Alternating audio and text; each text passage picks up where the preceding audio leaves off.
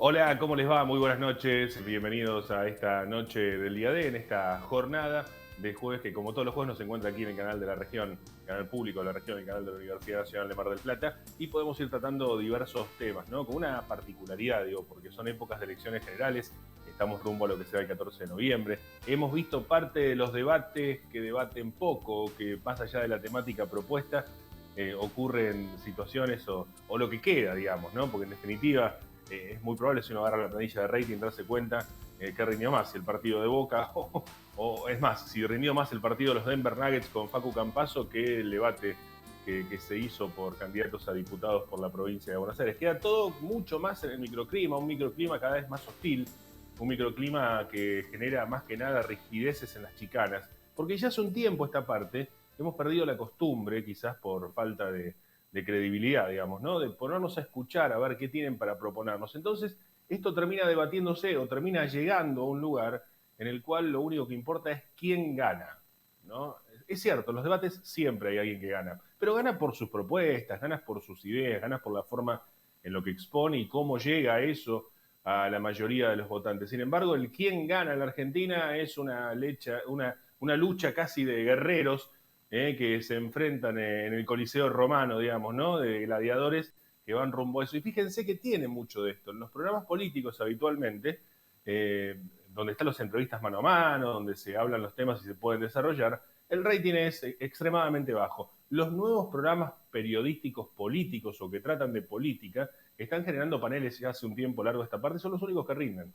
Es decir, una especie de circo romano en el cual se pone todo un panel y en el medio se pone al entrevistado que deberá defenderse de cuanta chicana pueda encontrar, más chicanas que el Autódromo de Buenos Aires se suelen encontrar en ese tipo de programas, y terminan siendo latiguillos, frases hechas, lugares comunes como para poder castigar al adversario y no más que eso. El que más astutamente logre este objetivo será quien gane el debate. Lamentablemente a eso hemos caído, esa es la cuestión, a ver si algunos son más de derecha o menos de derecha, si tiraste un chiste bueno en el medio de la crítica o hiciste una comparación valiosa, ¿no? Hemos visto algunos candidatos, tanto diputados como senadores, para hacerlo más nacional y evitar la cuestión más local o provincial, en los cuales la chicana les funciona muy bien, el humor les funciona muy bien, es su principal herramienta, sus comparativas que nos hacen caer simpáticos. Bueno, así, por esa famosa simpatía o por el carisma, hemos votado cada uno como presidente, que la verdad que llama bastante la atención ver que hayan sido justamente nuestros presidentes durante incluso, en algunos casos, mucho tiempo, todo enmarcado en un desastre que se hacía político y económico y socialmente, mientras tanto el carisma, la cuestión divertida hacía que muchos lo votasen. Eso ha pasado en Argentina y sigue pasando, y cada vez más agudizado. Los debates dejan poco y nada. Alguna cuestión muy puntual, alguna idea muy puntual, pero claro, ¿qué debate o qué le podemos pedir también a ciertas características de puesto, ¿no? Un diputado, un senador provincial, en este caso que votamos también, o un candidato concejal. ¿Qué es lo que le podemos pedir? Bueno, no mucho, no demasiado, sin embargo uno escucha propuestas desorbitantes, como por ejemplo resolver el problema de la seguridad, conseguir casa propia y lograr algunas otras cuestiones que a esta hora, discúlpeme, pero están mintiendo, es mentira eso, no se puede, no hay forma que hoy por hoy se pueda lograr algunos de esos objetivos que se plantean en muchas de las campañas con respecto a esto. ¿Por qué? Porque son procesos larguísimos, porque no hay crédito, porque la situación económica del país está altamente en crisis, porque la situación financiera del país es muy compleja. Fíjense que también, digo, por estos días lo que se ha discutido es el tema precios, ¿no? Con la llegada de Roberto Feletti a la Secretaría de Comercio Interior y el famoso congelamiento de precios, que ya está anunciado porque no tiene acuerdo. Sinceramente, lo digo esto como parte incluso como un error, como una autocrítica de la hora a la hora de buscar información. Di por cierto que ya estaba hecho el acuerdo y que eran 1.600, 1.200 productos, 1.200 y algo. Después me dijeron que no, dije que no. Después me dijeron que sí, entonces eran 900 productos. Y terminaron siendo 1.432 los productos que tienen en congelamiento hasta el 7 de enero próximo. Así lo anunciaron, así lo firmaron en cuanto a la resolución que toma la Secretaría de Comercio Interior, insisto, conduce Roberto Feletti, pero no hay casi nadie de acuerdo. Entonces, ¿quién lo va a cumplir a eso? Peor aún, ¿quién lo va a controlar? Ayer lo escuchaba a uno de los referentes del gobierno nacional diciendo, y bueno, no vamos a salir a controlar cómo, más allá de los resortes que tenga cada uno de los nacionales, provincial o municipal, que vamos a pedir que todos colaboren en esta cuestión. Más que eso no vamos a hacer. Ahora, no podemos impedir que la cámpora salga a controlar. Eso fue lo que dijeron, lo que dijo ayer casi a modo amenaza, uno de los ministros del gobierno de Alberto Fernández. En ese marco también, en esa situación también, es que aparecieron también otras declaraciones por parte del sector empresario diciendo, si me congelan los precios no va a haber productos. No te estoy amenazando, simplemente te estoy diciendo. ¿Por qué? Porque si no puedo vender un poco más caro no me va a alcanzar para poder comprar el resto y para poder seguir produciendo. Modo amenaza por todos lados. La cuestión es que este plan se intenta implementar desde 1973, que con Alfonsín en el 87 se sacó una lista de precios de referencia y después hubo hiperinflación. Digo, en el gobierno de Cristina ocurrió, en el gobierno de Macri ocurrió, ahora ocurre en el gobierno de Alberto. ¿Alguno funcionó? No, ninguno. Ninguno funcionó. La verdad que no nos sirvió como ningún tipo de referencia de precios. Digo, en esta situación, en esta realidad es la que estamos viviendo los argentinos por estas horas, con muchísima incertidumbre, pero con la temporada por lo menos por aquí. El problema es qué pasa después, ¿no? Y termina siendo como el tango, ¿no? ¿Qué importa el después? Bueno, sí, importa el después. El después importa y mucho, y veremos seguramente, lamentablemente, algunas consecuencias del después. Probablemente ante una temporada buena como la que está por venir, aparentemente muy buena, muy positiva, muy superior a la del 2019 incluso, estaríamos pudiendo paliar un poco la situación y llevarla adelante después de tanta angustia y tanta tristeza que nos generó la tragedia de la pandemia de COVID-19. Tragedia en las víctimas fatales, que es lo que más lamentamos, pero también tragedia en lo económico y en lo empresarial. Bueno, todo eso podría revertirse o empezar a encontrar una vuelta para darse un cambio en torno a estas circunstancias tan malas que están viviendo muchos sectores. Ahora, y después, porque en qué estado podamos recuperar en 3 meses lo que después hay que pagar también. O sea, están muy bien las medidas, estamos todos muy optimistas, qué sé yo, se escuchan todas medidas buenas, todas cosas positivas y demás. ¿Y después quién lo paga eso? ¿Quién va a pagar esta fiesta preeleccionaria del 14 de noviembre? ¿Cómo lo vamos a pagar? Porque no hay plata ahora. ¿No? Esto es como si no nos alcanzase para ir al supermercado y decidamos a la familia Disney, ¿no? Bueno, no es Disney, no tenemos la plata para pagarlo y no sabemos cómo lo vamos a pagar después. Bueno, hagámoslo igual. Bueno, quizás las cosas mejoren, esperemos. Ojalá que sí, ojalá que todo este comentario sea simplemente un rasgo de pesimismo, si se quiere. Un pesimismo que, insisto, está basado en lo empírico, no tiene un basamento demasiado extraño, ni algo que uno esté suponiendo, ni que estoy alucinando cosas. No, esto ha pasado en la Argentina siempre. Y estas situaciones se van repitiendo en cada hecho, en cada año que se produce el acto eleccionario. Siempre ocurre esto. Y sobre todo si los oficialismos pierden. Veremos qué pasa y qué importa del después y cuánto importa del después. Por ahora, vamos paso a paso y comencemos este programa, que también hablando de elecciones, hay elecciones en la universidad. Y de eso vamos a hablar. Les presentamos a nuestros oficiantes y comenzamos.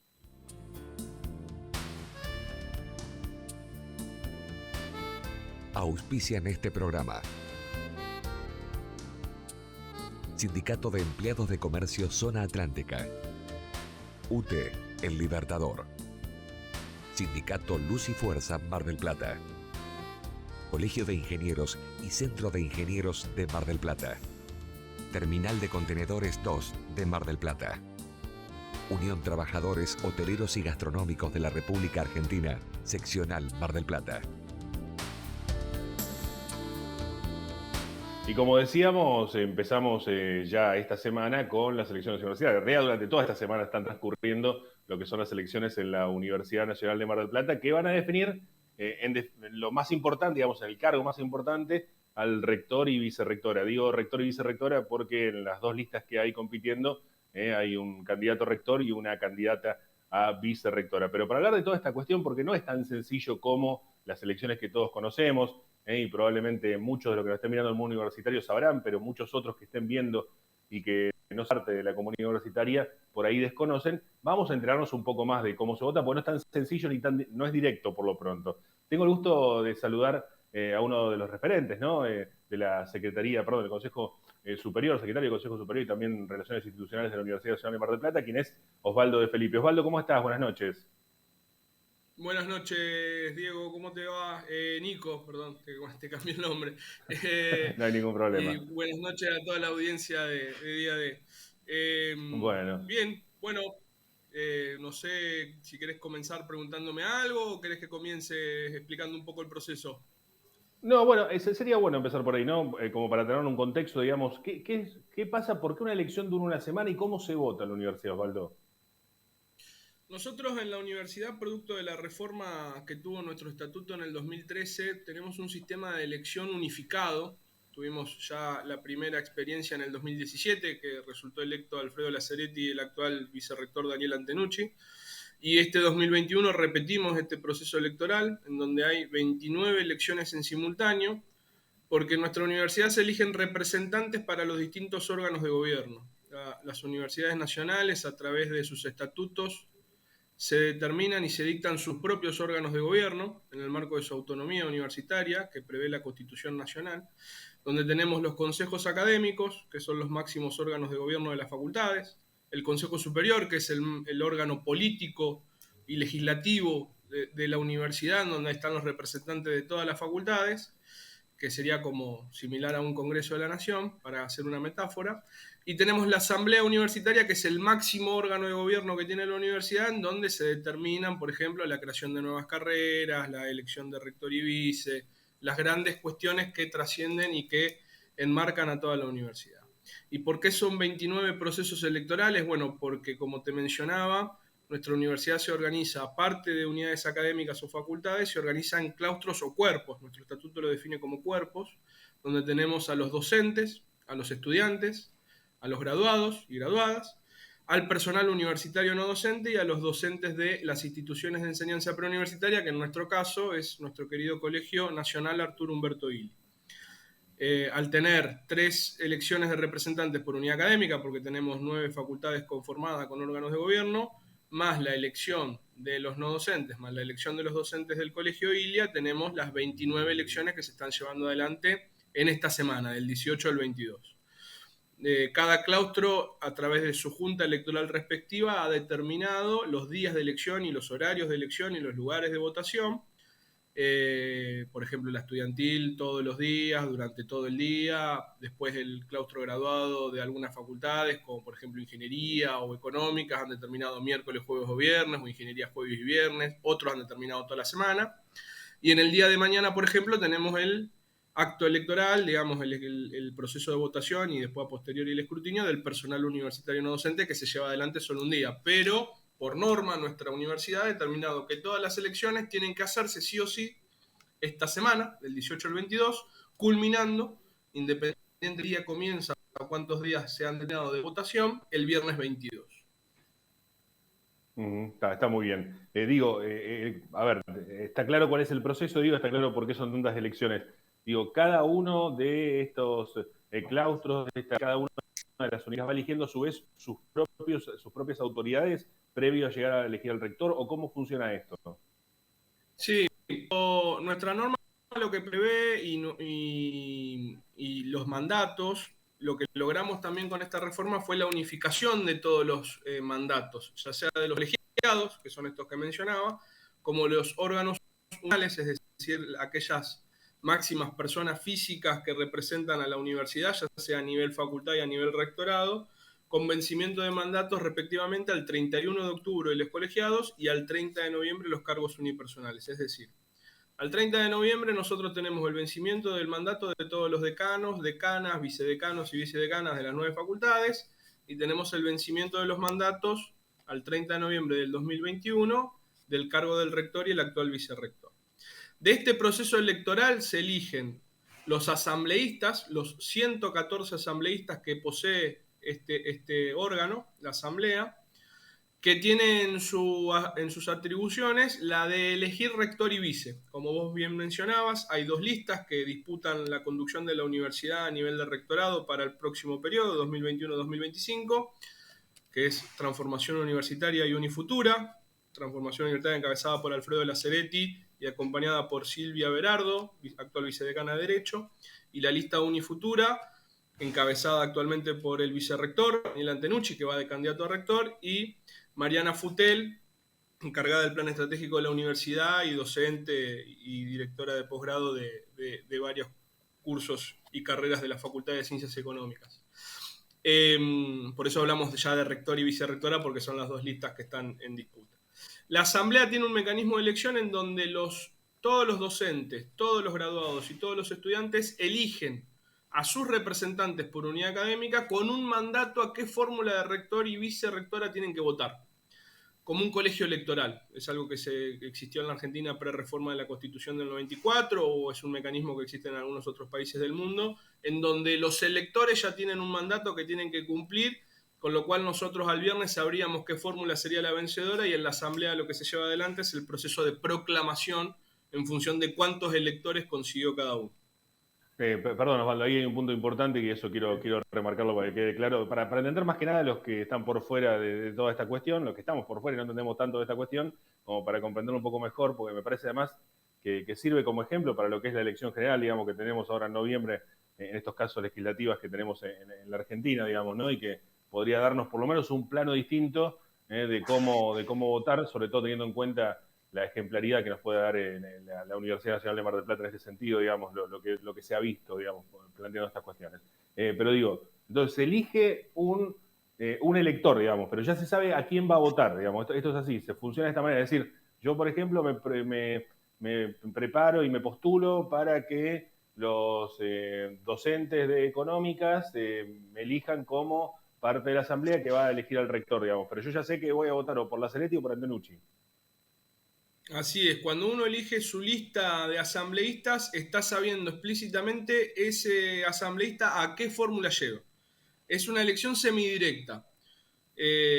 Lo que les dan los docentes al momento de elegir a su representante, le están dando el mandato a qué rector tiene que elegir, o a qué vicerrectora tiene que elegir. Y se elige por fórmula. Se elige una fórmula o se elige la otra. No se hace el cruzamiento, digamos. Se vota por una fórmula o por la otra. Y ese mandato es vigente durante toda la asamblea y no pueden cambiar el sentido del voto del asambleísta, con lo cual, por eso decimos que al viernes vamos a saber qué fórmula es la que más electores tiene y cuál sería la vencedora en el caso de que junte los votos necesarios, que al haber solamente 2 listas, lo que dice el estatuto, que la fórmula más votada es la que resulta electa, sin necesidad de un Claro, piso. El elector, digamos, elegido justamente, ¿no? Quien va a ser parte representante de cada uno de estos lugares, digamos, y de cada uno de docentes, no docentes, y estudiantes, graduados y demás. Digo, también se elige al mismo tiempo, es decir, el que vota por, supongamos, la Saletti, para la reelección de la Saletti, ¿también está votando los candidatos a decanos que propone la lista de la Saletti? No, a diferencia de la elección de rector, que se armó este mecanismo semidirecto, en donde el asambleísta lleva un mandato, los decanos, decanas, vicedecanos, vicedecanas, los elige el consejo académico, porque el decano es el máximo órgano unipersonal de las facultades. Digo, yo por ahí, para los que no son de la universidad y tratar de comprender un poco más nuestro sistema, la universidad como una república toda y las facultades como una provincia, los decanos vendrían a ser como una suerte de gobernador o gobernadora de una provincia, de una región federal más grande, ¿no? Y eso lo elige la propia gente de la propia unidad académica, a través de sus representantes en el consejo académico, que tiene la misma composición que la cantidad de asambleístas. Nosotros hablamos de 29 procesos electorales y hablamos de 114 asambleístas porque por cada facultad tenemos 6 representantes docentes, ya sea para la asamblea y el académico, 4 representantes estudiantiles, ya sea para la asamblea y el académico, 2 representantes graduados, ya sea para la asamblea y el académico, y un representante no docente, con voz pero sin voto, para el consejo académico, y 3 representantes no docentes para la asamblea, con voz y voto, y 3 representantes del colegio ILIA para la asamblea. Entonces ahí tenemos los 114, porque serían 9 por 3, 27, 9 por 12, más los 6, 3 y 3 que hablábamos de los no docentes y del ILIA. Y los 12 consejeros académicos tienen durante el mes de noviembre que elegir a su fórmula de decano, decana, vicedecano, vicedecana. Pero a diferencia de la elección de rector, que es semidirecta, acá la competencia y a quién quieren poner de decano o decana, o a quién quieren elegir, por ahí poner es una palabra no bien utilizada, a quién van a elegir como máxima autoridad unipersonal para los próximos 4 años de gestión de la facultad, es el propio consejero académico, consejera académica. No tiene mandato. Ahí, en función de las propuestas que se lleven adelante para conducir las distintas unidades académicas, el propio consejo académico en un pleno, en una sesión plenaria, que obligatoriamente nuestra norma establece que tienen que estar sentados los 12, eligen a los próximos representantes para los próximos 4 años. Todo este sistema es factible para trasladarlo a lo general, más allá de que en otros países ocurre. Digo, aquí en Argentina, teniendo en cuenta algunos contextos particulares. ¿Vos lo ves factible, digamos, de aplicación? ¿Lo ves mejor, peor? ¿Preferís que por ahí es preferible que no? Digo, teniendo en cuenta lo que vos conocés de este proceso y también, por supuesto, como ciudadano argentino, del proceso eleccionario general. Mira, nuestro sistema democrático creo que cada vez tiene una maduración, sigue madurando en la sociedad. Como todo sistema es perfectible. Siempre obviamente creo que tenemos que estar a favor de un sistema democrático y de participación y que garantice la mayor participación posible. Yo la verdad que sería un exceso de mi parte a por ahí hacer un análisis de lo que hace al sistema político argentino o al sistema de elecciones de la Argentina. Sí, lo que puedo hablar es en términos de la universidad. Yo creo que es mejor que el sistema que teníamos antes, por dos principales razones. El primero, porque obliga a toda la comunidad universitaria y a aquellos que quieran ostentar o que quieran participar y conducir la universidad y las distintas instituciones o unidades académicas que la componen, obliga a pensar un proyecto de universidad en su conjunto. Hay una propuesta clara para la universidad, para 4 años, hay una propuesta clara para todas las facultades y para todos los espacios que componen los frentes que irían a elección con las distintas listas. Y además unifica un proceso electoral cada 4 años. En nuestra universidad pre-reforma de estatuto y con su primera implementación en el 2017 teníamos una situación en donde todos los cuatrimestres de todos los años había alguna elección de alguna facultad, porque todos estaban con cierta independencia de cómo llevar adelante el proceso.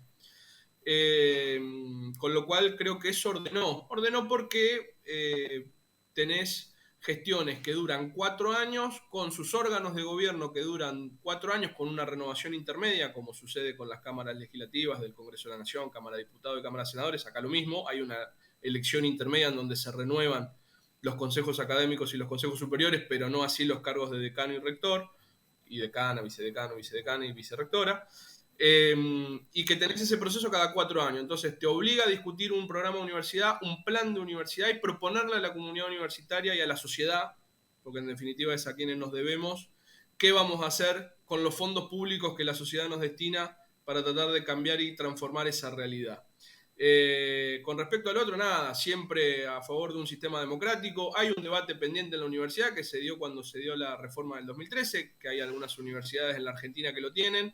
Es si se puede avanzar o no, por ejemplo, en una elección directa a rector, en un sistema ponderado, porque obviamente tenemos un montón de estudiantes en comparación a la cantidad de trabajadores, un montón de graduados en comparación también a otros claustros, en donde directamente uno elige al candidato, que también tiene sus pros y sus contras, ¿no? Es un sistema por ahí más representativo y más directo, pero bueno, tiene una cuestión de logística y de estructuras y aparatos que obviamente también ameritan que se discuta.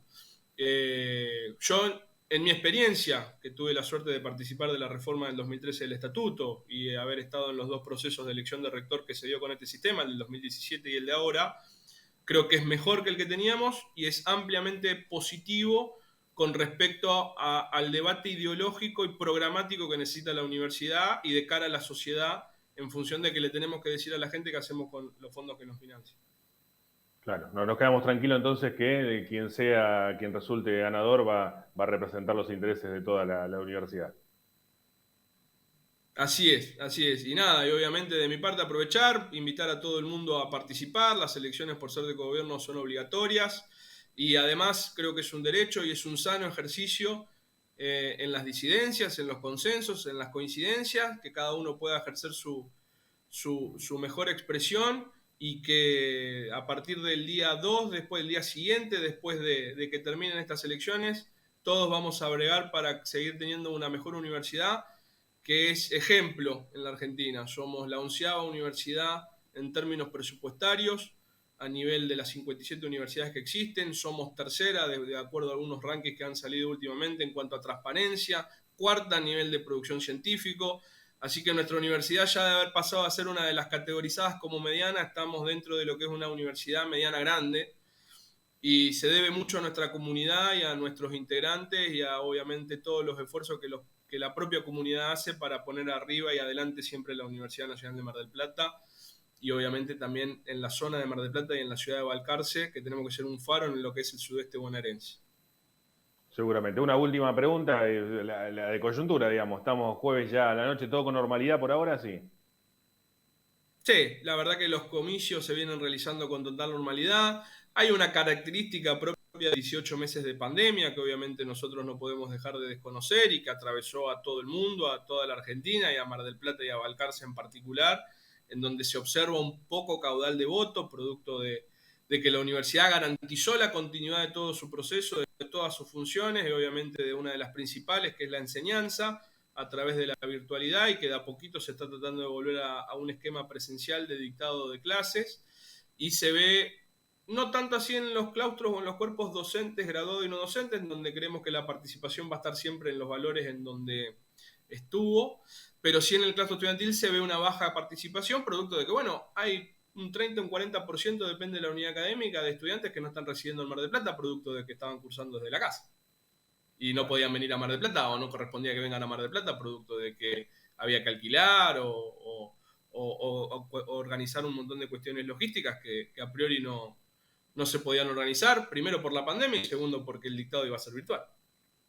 Seguro. Osvaldo, gracias por estos minutos, ¿eh? Un abrazo grande. No, gracias a ustedes y a disposición como siempre y es un placer poder venir a hablar de la universidad y transmitir esto que nos apasiona. Un abrazo, hasta pronto, ¿eh? Osvaldo de Felipe, quien es el secretario del Consejo Superior y Relaciones Institucionales de la Universidad Nacional de Mar del Plata, quien está a cargo del proceso también de elección dentro de la Universidad Nacional de Mar del Plata, que se desarrolla, como ya escuchamos, a lo largo de esta semana que ya prácticamente está concluyendo. Mañana a la noche, el sábado a la madrugada, más tardar, ya sabremos quiénes serán el nuevo rector y vicerrectora, o si continúa Alfredo Laceretti con su candidata de fórmula, su compañía de fórmula, de candidata a vicerrectora por los próximos 4 años, en un proceso eleccionario que, como vemos, tiene sus características particulares, que es distinto a cómo votamos y cómo estamos acostumbrados a votar en la elección general de Argentina, pero que permite algunas cuestiones mucho más representativas a mi gusto y mucho más directa y mucho más prolijo, ¿no? No sé si lo han notado, pero digamos, más allá de algunas inquietudes lógicas de la fricción política, en este caso universitaria, que tiene siempre estas cuestiones, digo, aparece con un acompañamiento y una certeza en cuanto a que todos están de acuerdo que las cosas se hagan de esta manera y que es lo mejor para la universidad. Vamos a una pausa, ya volvemos, quédese. Unión Trabajadores del Turismo, Hoteleros y Gastronómicos de la República Argentina, Seccional Mar del Plata, San Luis 2548. Viajar en colectivo te conviene. Ahora tenés una respuesta inmediata a todas tus consultas. La nueva línea gratuita de atención al usuario, 0800-333-0701. Viaja asegurado, viaja tranquilo. Subite a los colectivos de Mar del Plata. Colegio de Ingenieros y Centro de Ingenieros. Compromiso y responsabilidad profesional. Al servicio de la comunidad. Terminal de Contenedores 2 de Mar del Plata. Trabajando por un puerto multimodal y una ciudad productiva. Sindicato Luz y Fuerza Mar del Plata. 25 de mayo, 4135. Los pluviales no producen basura. Nosotros nos ocupamos del mantenimiento.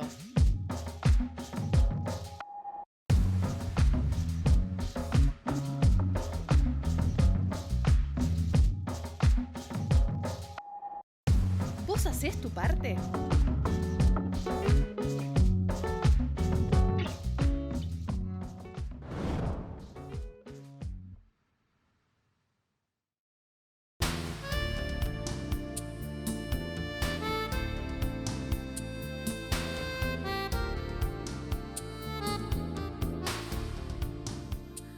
No tenemos mucho más tiempo más que para despedirnos y agradecerles a todos ustedes por habernos acompañado. Hoy trajimos una temática, digo, no, porque nos permite justamente este programa, nos permite el canal público de la región, el canal de la Universidad Nacional de Mar del Plata, poder desarrollar un poco más algunas cuestiones. Y en este caso de la mismísima universidad, que más allá de la cuestión interna que tenga en su elección, nos da también un panorama general de algunas cosas que hacemos por fuera de la universidad, digamos, en las elecciones generales, digamos, ¿no? En una perspectiva distinta, poder conocer que hay otros caminos también alternativos que nos puedan llevar a mejores puertos probablemente, con lo que decía hoy al comienzo, ¿no? En esta cuestión de la elección general que estamos viviendo los argentinos para el Congreso, para la legislatura bonaerense y para el Consejo Deliberante, donde lo que se ven son chicanas, ¿no? Volviendo al autódromo una vez más, en este caso quizás más para lo zonal, ¿no? Más para hacer una transmisión de lo que ocurre en cada una de las categorías zonales donde tanto esfuerzo se le pone para poder llegar a cada rincón de interés y que a la vez terminan siendo de las categorías con no tanta trascendencia. Bueno, sin embargo, muchas veces ese tipo de carreras nos permiten ver mejor automovilismo que en las mejores marcas y en las mejores competiciones. No tenemos más tiempo, así que si les parece, cerramos este programa y los esperamos el próximo jueves a las 22 aquí en el canal público de la región, en el canal de la Universidad Nacional de Mar del Plata. Tengan una muy buena noche y será hasta la próxima. Gracias. Chau.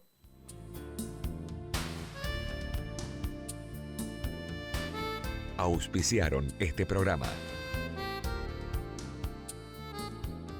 Sindicato de Empleados de Comercio Zona Atlántica. UTE, El Libertador. Sindicato Luz y Fuerza Mar del Plata. Colegio de Ingenieros y Centro de Ingenieros de Mar del Plata. Terminal de Contenedores 2 de Mar del Plata. Unión Trabajadores Hoteleros y Gastronómicos de la República Argentina. Seccional Mar del Plata.